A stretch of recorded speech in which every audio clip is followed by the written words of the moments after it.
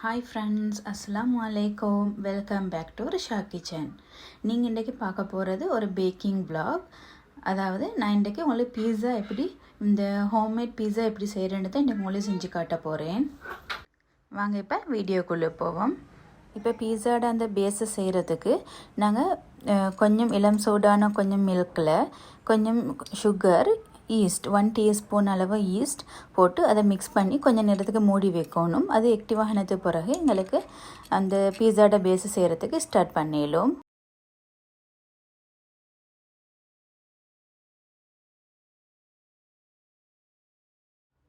நான் ஒரு மீடியமான அளவு பீஸா 2 தான் இன்றைக்கு செஞ்சு காட்ட போகிறேன்.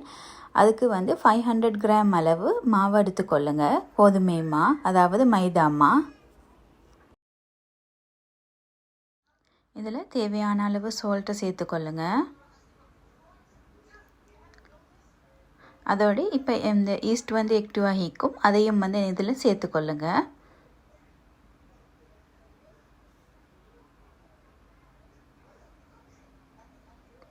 எல்லாத்தையும் சேர்த்து மிக்ஸ் பண்ணிக்கொள்ளுங்க. மிக்ஸ் பண்ணிவிட்டு நான் 250 ml அளவு இந்த வாட்டரை தான் இதுக்கு இந்த ஊற்றி மிக்ஸ் பண்ணி இந்த மாவை நான் பிசைஞ்சு எடுத்திக்கிறேன். அது மாதிரி கொஞ்சம் கொஞ்சமாக நான் காட்டுற மாதிரி கொஞ்சம் கொஞ்சமாக தண்ணியாக ஊற்றி நீங்கள் மிக்ஸ் பண்ணி பிசைஞ்சு எடுத்துக்கொள்ளுங்க.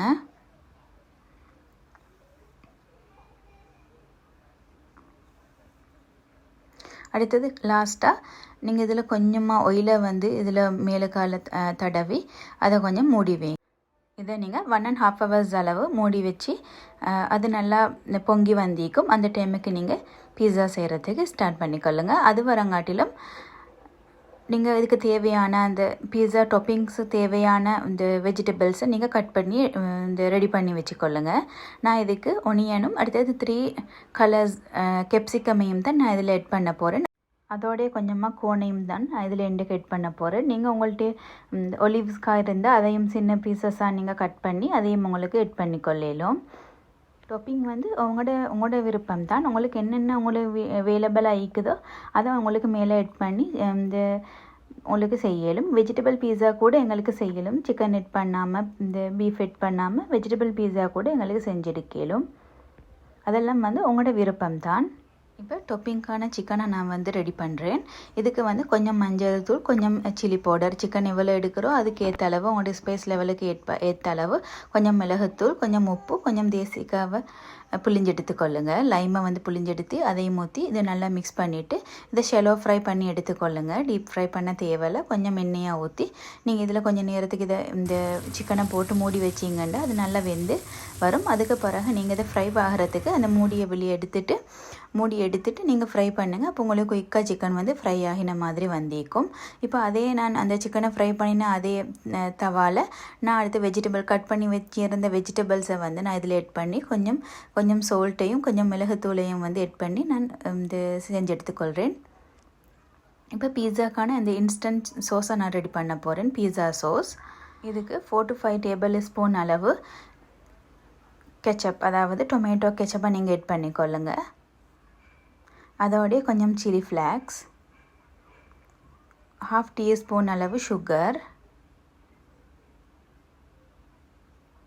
1 டீஸ்பூன் அளவு ஒரிகானோ ஹெர்ப்ஸ். உங்கள்கிட்ட இருக்கிற ஹெர்ப்ஸை எட் பண்ணிக்கொள்ளுங்க. அதோடைய நான் கொஞ்சம் பெசில் ஹெர்ப்ஸையும் இதில் எட் பண்ணிக்கொள்கிறேன்.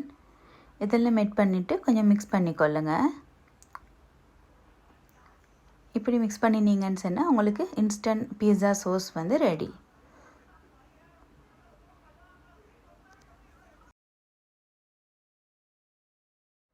அடுத்தது மொசரல்லா சீஸையும் கிரேட் பண்ணி அதையும் ரெடி பண்ணிக்கொள்ளுங்க. இப்போ பீஸாவோட அந்த மாவை பாருங்கள் ரெடியாகி பொங்கி வந்திக்குது. இப்போ இதை நல்லா பஞ்ச் பண்ணி இதில் இருக்கிற பபிள்ஸை வெளியெடுக்கணும். வெளியெடுத்துட்டு இதை நீங்கள் 2 இந்த போல்ஸாக இந்த டிவைட் பண்ணிவிட்டு நீங்கள் பீஸாவை செய்கிறதுக்கு ஸ்டார்ட் பண்ணுங்கள்.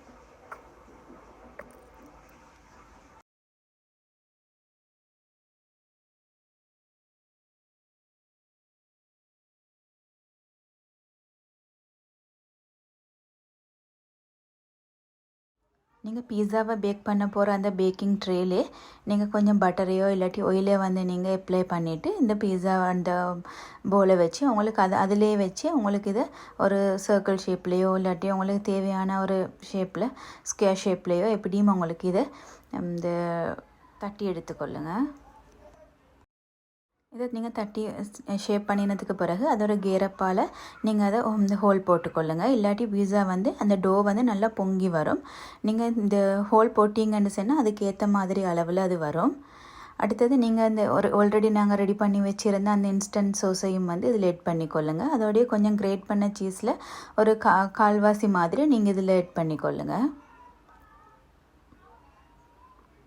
அதோடய ஃப்ரை பண்ணி வச்சுருந்த அந்த சிக்கன், அடுத்தது அந்த வெஜிடபிள் டாப்பிங்ஸ் இதெல்லாத்தையும் வந்து ஆட் பண்ணிவிட்டு லாஸ்ட்டாக நல்ல சீஸையும் வந்து மேலால் ஆட் பண்ணிக்கொள்ளுங்கள்.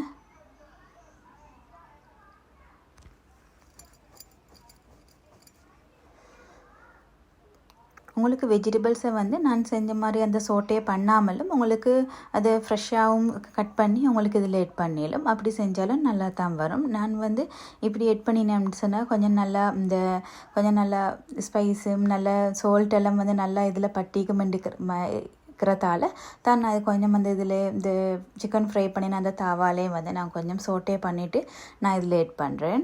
இப்போ நீங்கள் 180 டிகிரியில் 10 மினிட்ஸ் ப்ரீ ஹீட் பண்ணின அந்த அவனில் இதை நீங்கள் பேக் பண்ணி எடுங்க. ஒரு 20 மினிட்ஸ் மாதிரி நீங்கள் பேக் பண்ணினீங்கன்னு சொன்னால் உங்களோட பீஸா வந்து ரெடி.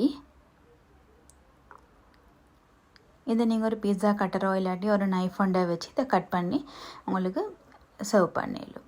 நல்ல யம்மியான பீஸா ரெடி. நல்ல சீஸியான யம்மியான ஹோம்மேட் பீஸா ரெடி. இந்த வீடியோ பிடிச்சிருந்தா ப்ளீஸ் லைக் பண்ணுங்கள், ஷேர் பண்ணுங்கள், உங்களோட ஃப்ரெண்ட்ஸ் அண்ட் ஃபேமிலியோட ஷேர் பண்ணிக்கொள்ளுங்கள். தேங்க்யூ ஃபார் வாட்சிங்.